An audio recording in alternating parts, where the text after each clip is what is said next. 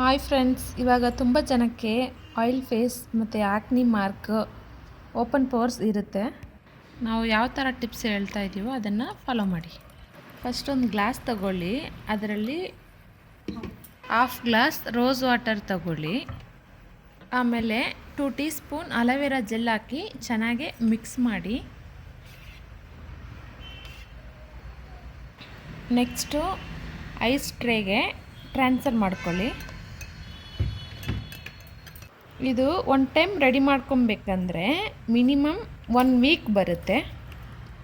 Next ಇದನ್ನು ಫ್ರಿಜ್ಜಲ್ಲಿಟ್ಟು freeze ಮಾಡ್ಕೊಳ್ಳಿ.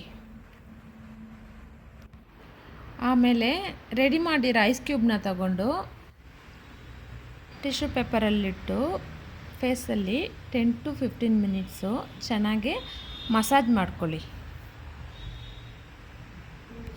ಈ ಥರ ಡೈಲಿ ಯೂಸ್ ಮಾಡಿ ರಿಸಲ್ಟ್ ಬರುತ್ತೆ.